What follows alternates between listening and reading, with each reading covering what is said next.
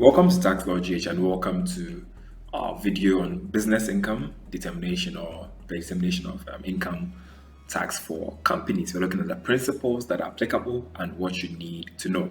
The next thing we need to watch here is losses from business or investment. We are saying here that a person who is ascertaining the income of that person or of another person from a business for a year of assessment shall deduct a number of things.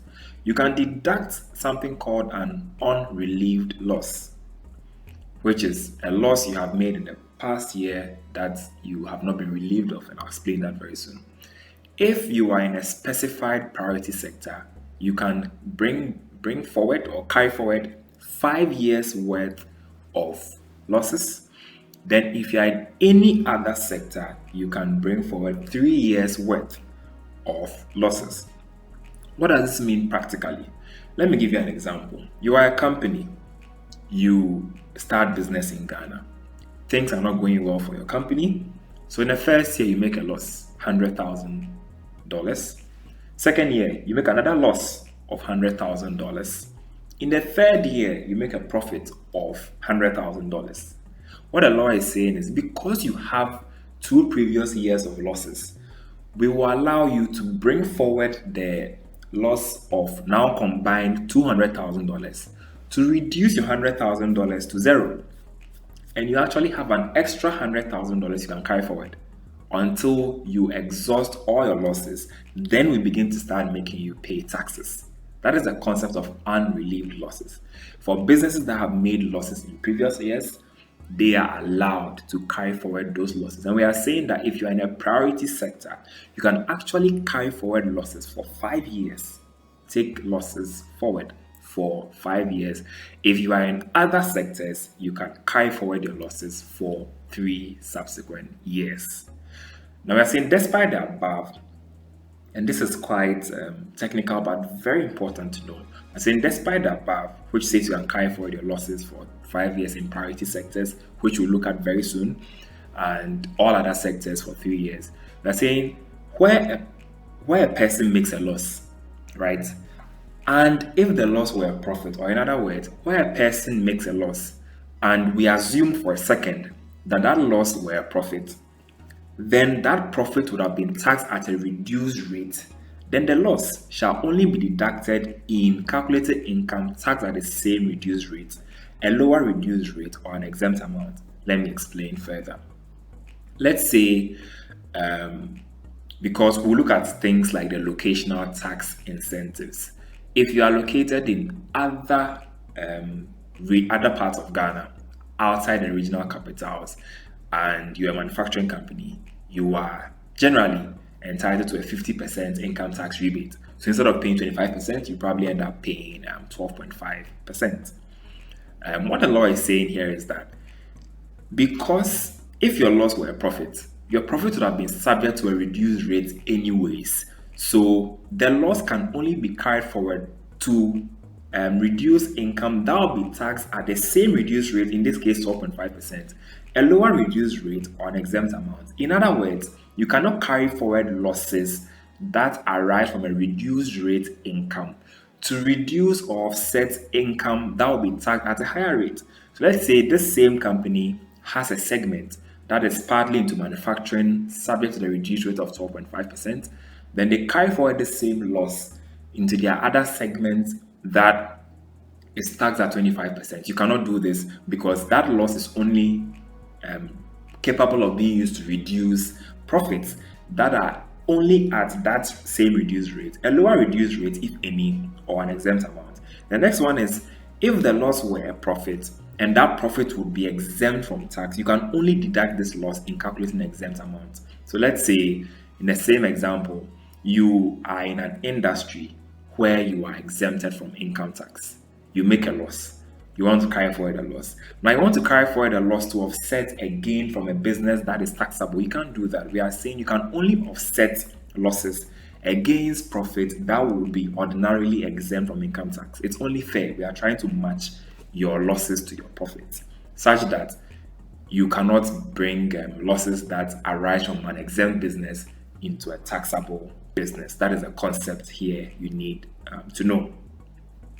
Then I'm saying a very important rule is all the provisions below apply to the calculation of income from an investment and an unrelieved loss from an investment subject to the below. Take note, an unrelieved loss from a business may be deducted in calculating income from an investment. However, an unrelieved loss from an investment can only be deducted in calculating investment income.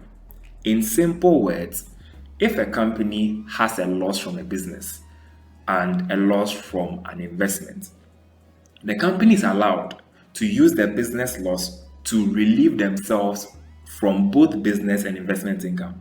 However, if you make a loss from investment, that loss can only be used to relieve investment income or reduce investment income.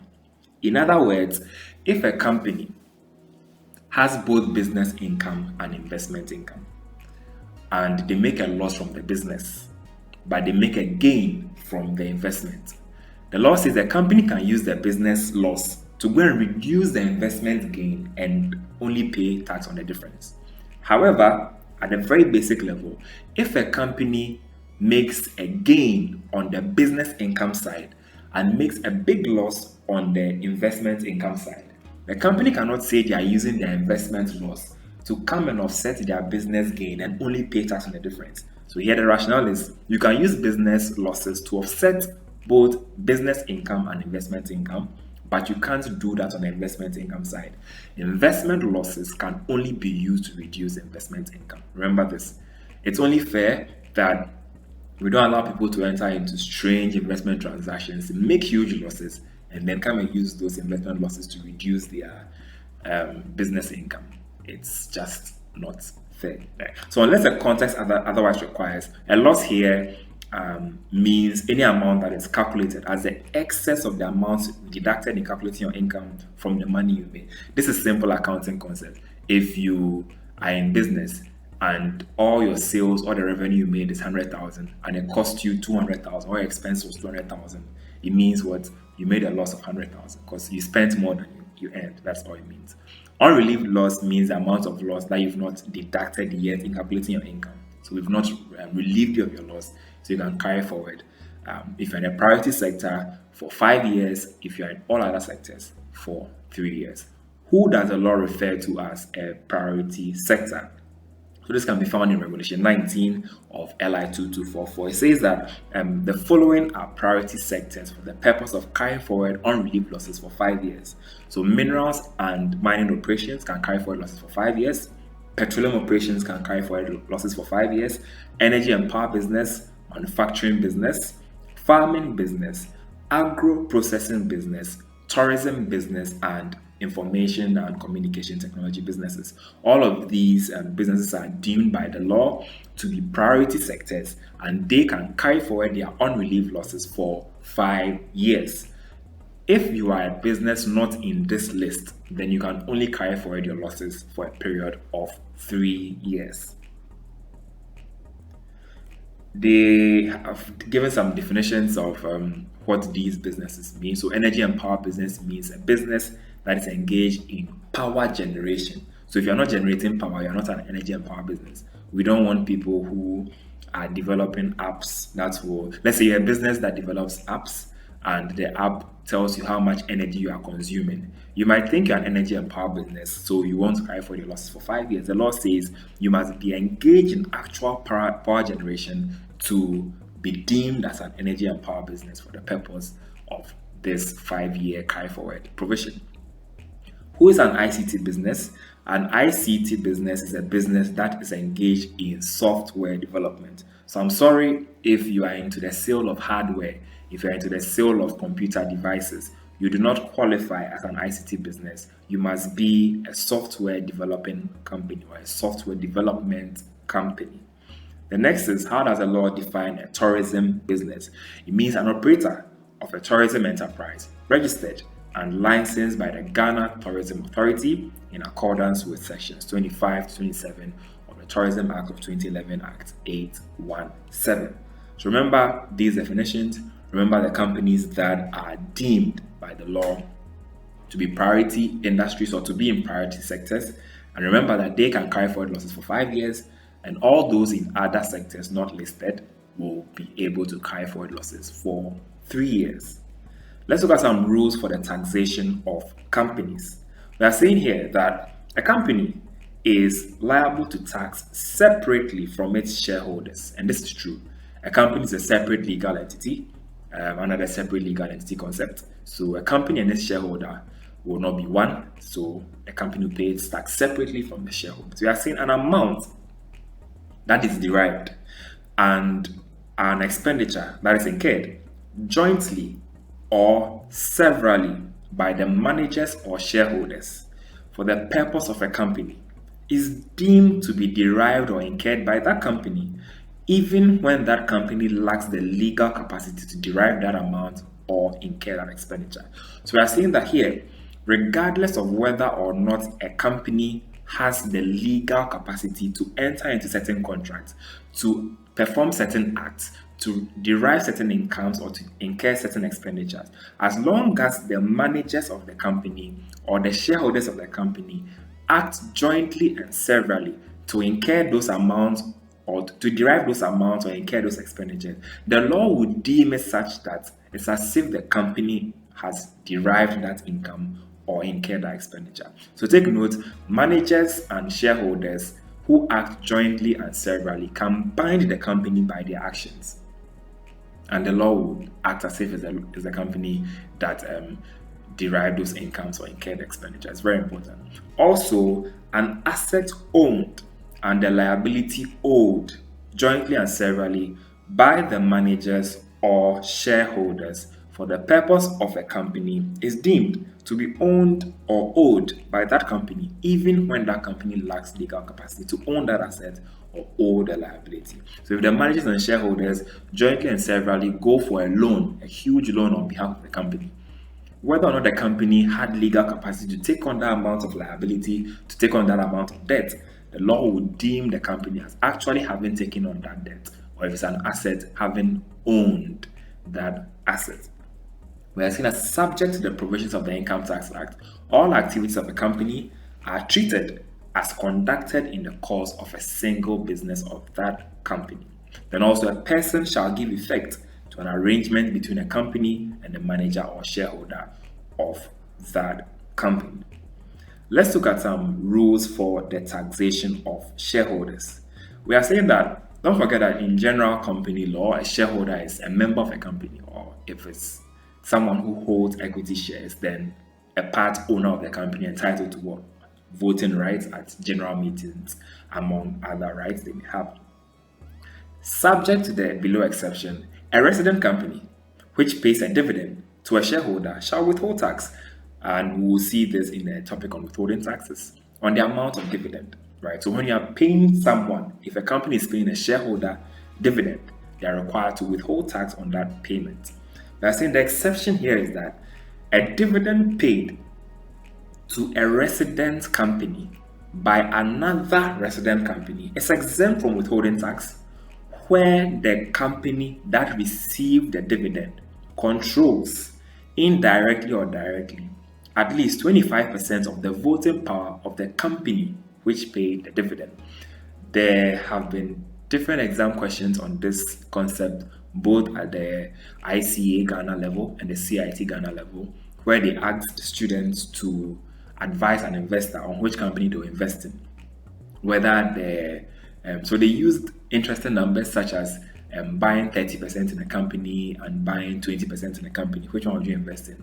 And the whole thing they wanted to test in that scenario was, when you buy 30% in a company, it means you own more than 25%, so all dividends paid to you would be exempt from withholding tax. But if you bought a 20% shares in that same company, then because it was below the 25% threshold, the 8% withholding tax on dividend would apply. So remember, the examiners would like to test you on some of these concepts. Everything we've mentioned here is fair game for the examiners. So remember here that where a resident company pays another resident company dividends, the dividend will be exempt from tax where the company that is receiving the dividend, the receiving company, controls or owns indirectly or directly at least 25% of the voting power of the company. And please take note, voting power refers to equity shares or actual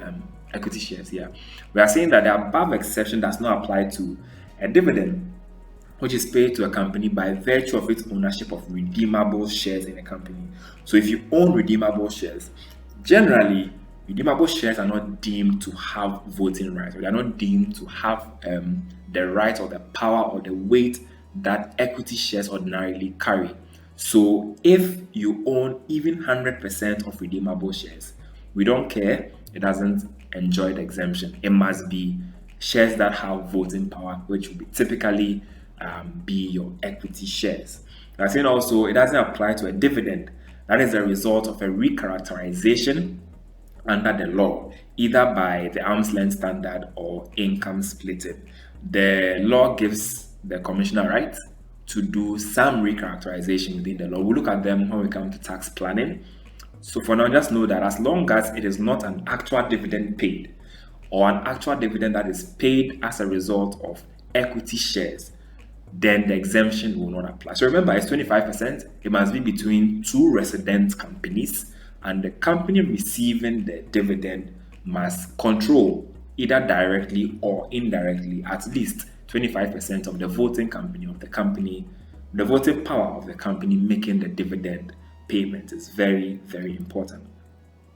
Despite this rule, which says that where you own 25% or where you control directly or indirectly 25% of the voting power of a company, then you'll be exempt from income tax. It doesn't apply to some entities below. We are saying that the exemption does not apply also to a dividend paid by a company that conducts petroleum operations or that has conducted in the past petroleum operations, or a company that is a partner in a partnership that conducts petroleum operations or that has conducted petroleum operations. Also, it doesn't apply to a company that is a resident company that conducts or that has conducted a mineral operation, or a company that is a resident company that is a partner in a partnership that conducts or that has conducted a mineral operation. What we are saying here is that the exemption does not apply if the company paying the dividend is into petroleum operations or is into mineral operations. Remember, so if a petroleum operations company pays you dividend,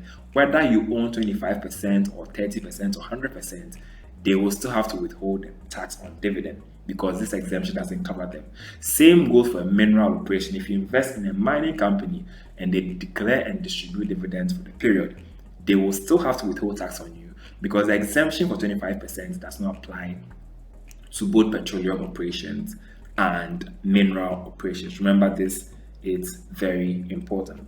We are saying also that for the purpose of ascertaining the income of a shareholder, so here we are on the part of the shareholder himself, the person who does the calculation shall include any dividend paid by a non-resident company to the shareholder. Please take note, it's non-resident company making payments that will be included. Why? Because where it is dividend paid by a resident company, it will be a final withholding payment, and final withholding payments are not required to be included in ascertaining the income of a person for the period. But here, a dividend paid by a non-resident company to the shareholder must be added to the income of the shareholder and taxed accordingly. Because if we are talking about, let's say, a shareholder who is a resident individual, then resident individuals are taxed on their worldwide income anyways. So any dividend they receive from a non-resident company is income that is subject to tax in Ghana. And also a gain which is made on the disposal of shares, where the shareholder disposes the shares in a company, must also be included in the income of the shareholder for the period. I saying also a dividend is deemed to be paid to each shareholder of a company in proportion to the respective interest of the shareholder if the dividend consists of profits that are capitalized or the dividend falls under the case of a closed company. So if instead of a company paying out dividend, they decide to capitalize their profit or they convert retained earnings or income surplus into shares, the law has a way of deeming that conversion to be a payment of dividend. The law can, the Commissioner General has a right to attribute a portion of that as dividend paid and then collect his 8% withholding tax and go his way, right? So we are saying that a dividend is deemed to be paid to each shareholder if the dividends consist of profits that are capitalized or something called a closed company. We'll look at that very soon. So I'm saying the Commissioner General shall, in the case of capitalization of profits, where retained earnings are capitalized or converted into ordinary shares or equity shares, the Commissioner General directs the company to pay the appropriate tax. He can just tell you, okay, fine, you have converted your retained earnings to shares. The dividend tax is due. A number of banks did this to meet the minimum capital requirements of the Bank of Ghana a few years back. So you can convert retained earnings to equity to meet different capital requirements, but the Commissioner General will collect his 8% withholding tax for sure, because to him you've paid dividend. Then, still on the concept of what a closed company is, we are saying that where the Commissioner General is satisfied that a company which is controlled by not more than 5% and their associates does not distribute to its shareholders as dividends a reasonable part of the income of the company from all sources for a basis period within a reasonable time after the end of the period, the Commissioner General may, by notice in writing, he can write to you and say he's treating as dividend that part of the income of the company which he deems to be dividend paid to shareholders. What is a closed company? It's a company owned by not more than 5 persons. What we are saying here is, sometimes a company under the control of a very closely knit group of people, let's say 5 people or less, are running business. They are making very good money, but they're not paying out dividend. And because they're not paying out dividend, the Commissioner General is not getting his 8% withholding tax to collect and add to Ghana's consolidated fund to increase the available money to do free SHS and one district, one faction, all the different government programs. So he's saying that where you are a closed company, he can, on his own power, write to you and say, okay, I know you are making money, but you're not paying dividend. So I am attributing 10% of all your money as dividend, and your tax due is this amount. So come and pay. So he can attribute a reasonable portion of your income as dividend and collect his tax, whether or not you actually pay dividend, because he doesn't understand why you are making so much money, but you're not paying some out as dividend. Take note that this applies to what we call a closed company, which means a company which is owned by not more than 5 persons. How does he determine how much he will collect from you? We are saying, in determining whether a company has distributed a reasonable part of the income for a period, the Commissioner General shall consider the current requirements of the company after accounting for any adjustments under arm's length standards and a few things, and any other requirement necessary for maintaining the company. So he'll look at your business and say, you know what, you're making so much money. Let's say you're making $100 million in profit. Your expenses are really low.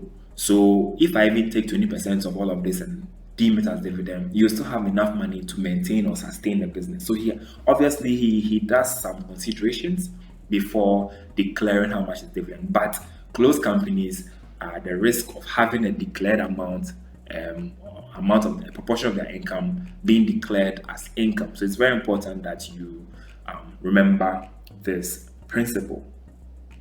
Let's look at branch profit tax as well. So a branch, if you remember, is an entity type which our Companies Act will ordinarily deem to be an external company. We are seeing a non-resident person who carries on business in Ghana through a permanent establishment and who earns repatriated profit shall pay tax on that repatriated profit earned for a basis period ending within the year of assessment. It's so easy to see the word repatriated and think that the profit must actually be repatriated or sent abroad to the parent company or the parent headquarters.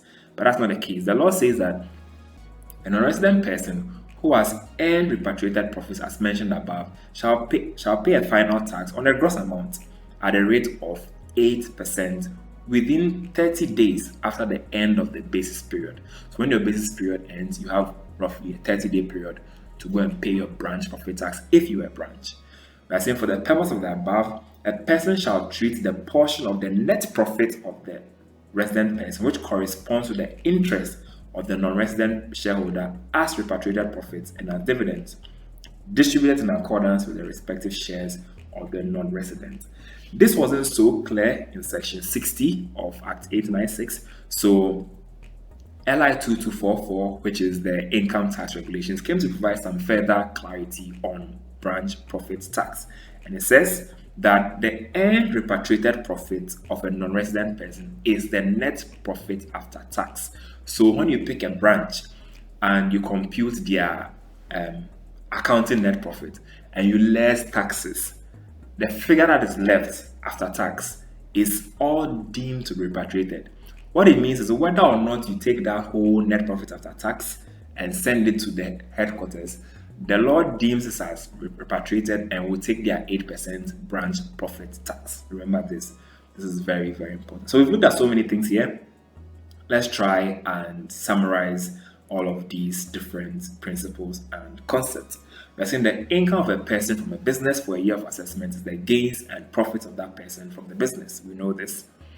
Commissioner General will not allow a deduction in respect of a domestic or excluded expenditure. We've looked at this as well. A specific deduction rule shall take precedence where more than one deduction rule applies. Also, we learned that a deduction will only be allowed to the extent that the expense is wholly, exclusively, and necessarily incurred by the business in the production of the income. We learned that repairs and improvement expenditure shall not exceed 5% of the written down value of the pool at the end of the year. We also learned that businesses are granted capital allowance in respect of depreciable assets they own and use during the year of assessment. We learned that there are rules for financial costs where there is a limit to how much you can deduct based on a certain computation. I gave you a formula if you watched that video.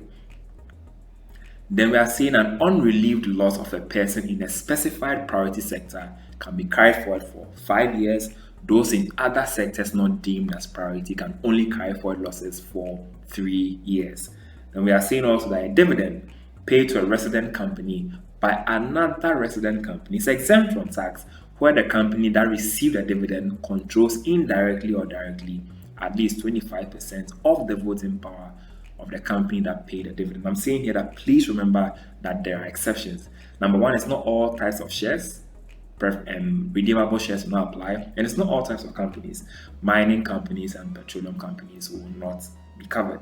Also, we are saying a non-resident person who carries on business in Ghana through a permanent establishment will be deemed to have repatriated profit equal to their net profit after tax, deemed as repatriated and taxed a branch profit tax of 8%. So this brings us to the end of the session on business income determination or taxation of business income or taxation of company income.